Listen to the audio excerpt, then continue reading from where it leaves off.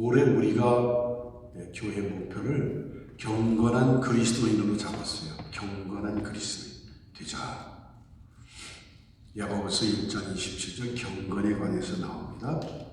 경건이라는 건 뭐냐면 하나님의 자녀들이 하나님의 말씀대로 사는 삶, 그것을 의미하는 것이죠.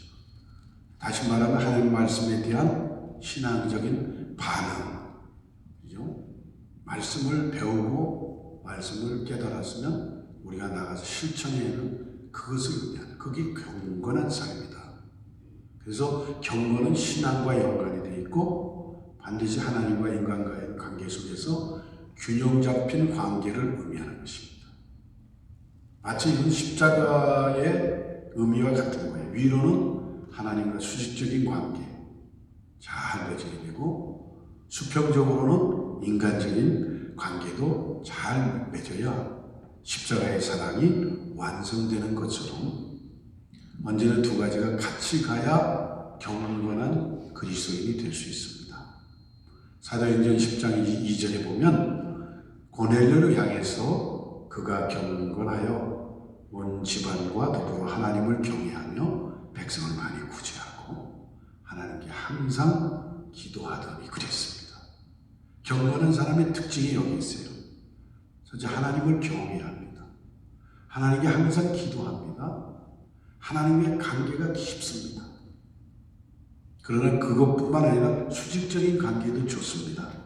백성을 많이 구제하고 이 말은 많은 헌신과 봉사가 있다는 것입니다. 이웃과의 관계 속에서도 섬김이 그 안에 있었다는 거예요. 그래서 고넬료는 여태까지 내가 만난 사람 중에 이와 같은 사람, 믿음이 있는 사람이 없다고 칭찬을 받았습니다. 그래서 고넬료는 경건한 사람이 되었던 것이죠.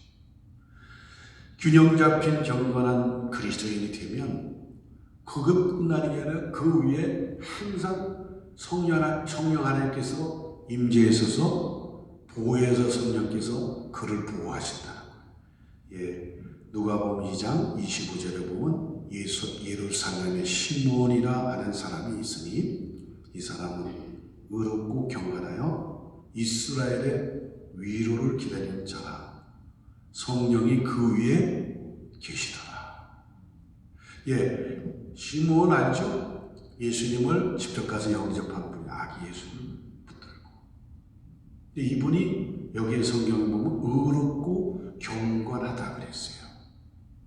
이렇게 의롭고 경건한 사람은 언제나 성령께서 그 마음속에 임재하시고 기름 부음이 있어요.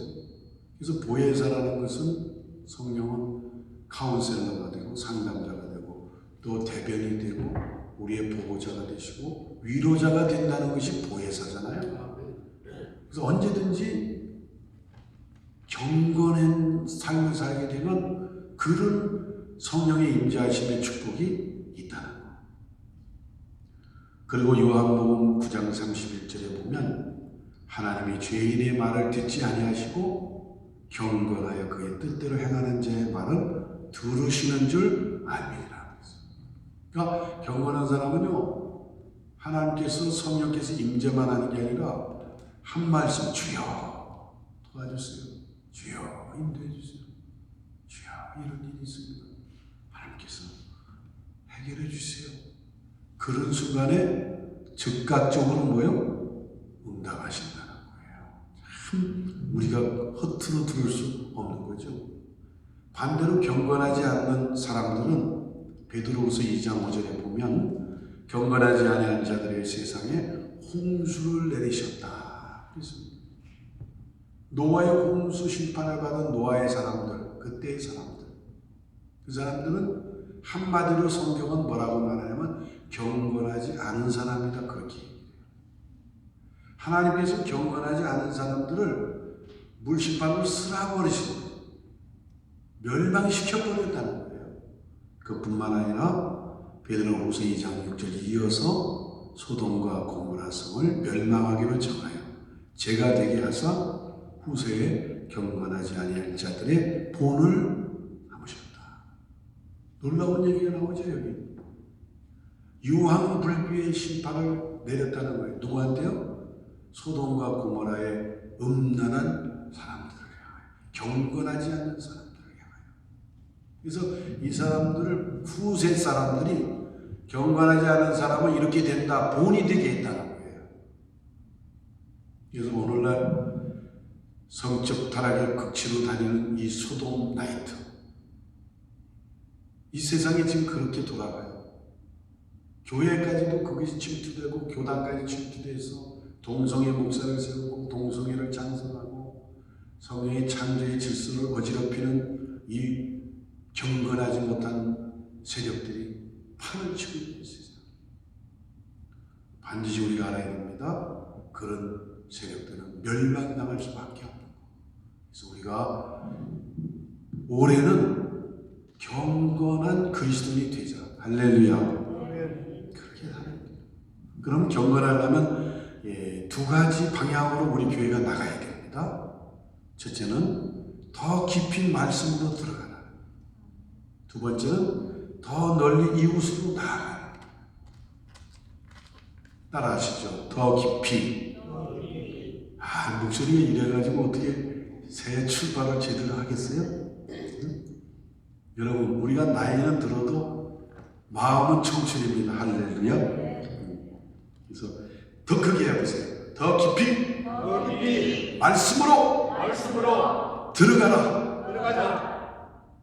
더 널리 이웃으로 나아가라. 이렇게 들어가고 나아가고 모이고 흩어지고 축복받고 나누고 은혜받고 전하고, 이것이 성경의 원리인데요.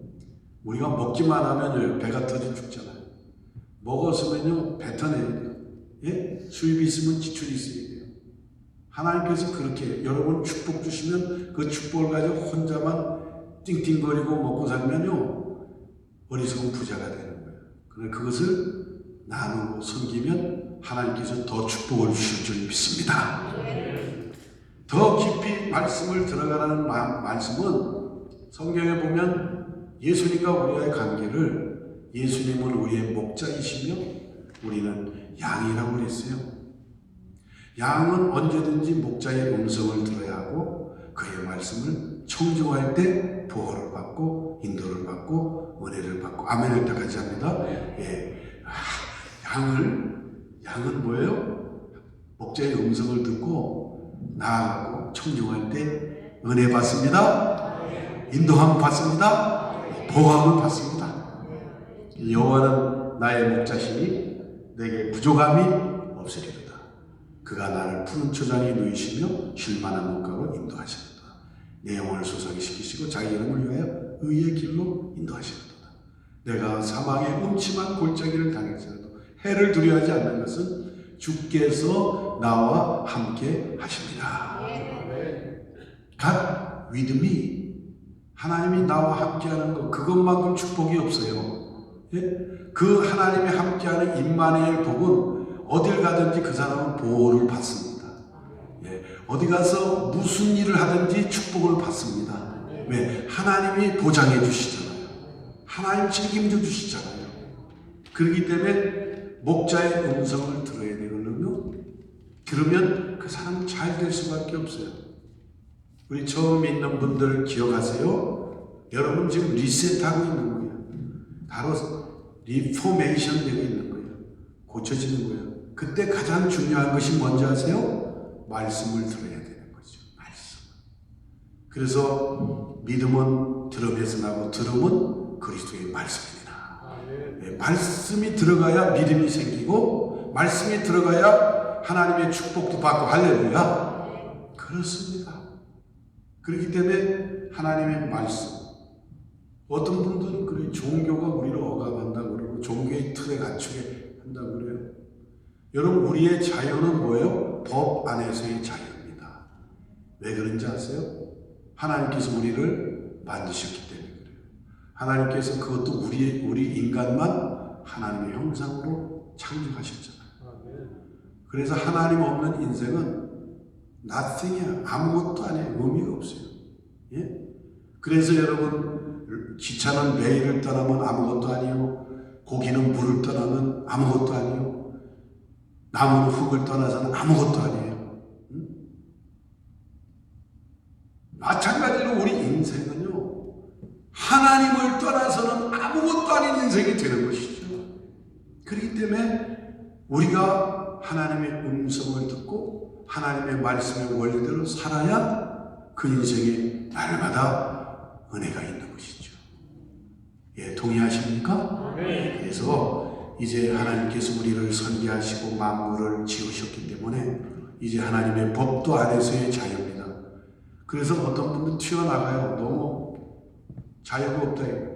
노노노. 자유는 법 안에서의 자유. 하나님 말씀 안에서 살지 않으면요, 멸망입니다. 멸망. 그래서 여러분들이 하나님 말씀을 잘 깊이 있게. 그래서 우리 학교는 참 감사하잖아요. 총신교회는 총신학교가 있잖아요. 하나님 말씀을 깊이 있게 다 배울 수 있는 장치가 됐어요. 세계적인 석학들은. 여러분들이 예배 드리고 가서 하나님 말씀 또 총신에서 배우고, 그래서 들어가려면 아주 깊이 들어가셔야 돼요. 설이 익은 것이 아주 정말 사람 잡잖아요. 하나님 말씀을 깊이 들어가서 이번에 더 성숙되고, 그래서 하나님 앞에 승리하시는 저와 여러분 되시기를 주의 이름으로 축원합니다. 두 번째, 더 널리 이웃에게 나아가라는 말씀을 드리고 싶어요. 우리가 말씀을 배웠으면 그것을 가지고 여기서 머물러 있지 말아야 돼요. 나가야 됩니다. 예수님께서 이 땅에 오셔서 하신 미션을 수행해야 되는 것이죠. 누가복음 4장 17절과 19절에 보면 주의 성령이 내게 임하셨으니 이는 가난한 자에게 복음을 전하게 하시려고 내게 기름을 부으시고 나를 보내서 포로된 자를 자유케 하고 눈먼 자를 다시 보게 하셨다. 눌린 자를 자유롭게 하셨다. 주의 은혜의 해를 전파하게 하려 하십니다. 이 굉장히 예수님의 이 땅의 액션 미션이 뭐냐면 바로 이겁니다. 예, 오늘 본문 야고보서에 말씀한 것처럼 고아와 가부를 돕고 어려운 처지에 있는 분들을 도우라는 말씀이에요. 고아와 가부를 이렇게 상징적으로 하셨어요. 그래서 혼자 계시는 분들, 아유 나를 왜 그랬지? 아니에요. 상징입니다. 고아와 가부, 제일 외롭고 혼자 힘으로 살아야 될 분들이기 때문에 하나님께서는 이 고아와 가부를 섬기고 그분들을 돌보고 그분들을 위해서 기도하고 그분들을 위해서 협력하면 하나님께서 복을 주신다는 것이죠. 그게 경건이라는 거예요. 우리가 말씀을 배워서 이웃으로 나가야 되는데 어려운 처지에 있는, 그래서 고아와 가부를 상징은 뭐냐면 고난 중에 있는 분들을 의미하죠. 뭐 우리가 얘기하고 생활고를 당하는 사람들, 병고 중에 있는 사람들, 독거 노인들, 홈레스, 양로원 형제자매들, 사업 실패로 백걸음 난 분들, 선교지에서 복음을 전하는 선교사, 목회자들, 사업, 우리 주변에 이런 고통 당하는 분 많습니다. 그래서 이런 분들을 위해서 우리가 액션 플랜을 가지고 나아가야 돼요. 이제 우리가 교회다워지려면 하나님 말씀을 깊이 우리가 배우고 그 다음에 두 번째, 더 널리 이웃을 향해서 나아가는 2023년이 되시기를 주의 이름으로 축원합니다. 그래서 이제 우리가 1, 2월은 준비하고 3월 고난주간부터 우리가 하겠습니다. 3월 고난주간부터 뭐 예를 들면 우리 가난한 자를 돕는 이삭 죽기 헌금하자. 그러면 10불씩 내세요. 걷어서 우리가 누구를, 어느 분을, 어려운 분들 섬길 것인가 생각해서 여러분들이 물론 10불만 내라는 것은 아니죠. 그러니까 여러분 감동됩니다. 그러나 최하가 10불 정도 걷고 그 다음에 우리가 모금 활동도 하고, 그래서 우리 스트릿 핏불도 돕고요, 또 바자에서 돕고요, 하여튼 선교사님들도 돕고요, 협력하고요. 그래서 매달 플랜을 가지고, 우리는 목사님들이 많으니까 매달 목사님들, 담당 목사님들 정해서 그걸 플랜을, 액션 플랜을 움직이도록 이렇게 하겠습니다. 그러면 12월에 대해서 어떻게 우리가 하나님을 섬기고 이웃을 섬기는지 보고를 하면 너무 좋겠죠? 예? 그러면 교회다운 교회가 되는 것이 너무 감사하죠. 우리 그렇게 인원이 상관없이 하나님께서 우리 이 종신교회는 기관이 몇 개나 돼요? 3개나 있죠. 캐나다 종신이 있고 또 캐나다 합동교단이 있고 또 여기 우리 예수 선교하는 교회 있잖아요. 3개 기관이 동시에 하는 거예요. 그래갖고 연합해서 하면 큰 일을 할 수 있습니다. 어떤 일도 할 수 있습니다. 그래서 여러분들이 그것을 협력하셔서 이제 경건한 그리스도의 삶을 사는 2023년이 되시기를 주의 이름으로 축원합니다. 기도하겠습니다. 주님 감사합니다. 이렇게 참 10년도부터 하나님께서 비전을 주신 것 감사하고 또 성찬 예식을 통해서 주님의 고난에 동참하며 부활의 소망을 갖게 하신 것 감사합니다. 계속해서 우리 예수 선교하는 교회가 우리 모든 멤버들을 통해서 하나님의 영광을 드러내며 더 널리 이웃을 하며 섬기는 귀한 교회가 되게 하여 주시옵소서. 예수님의 이름으로 간절히 기도 올리옵나이다. 아멘. 아멘.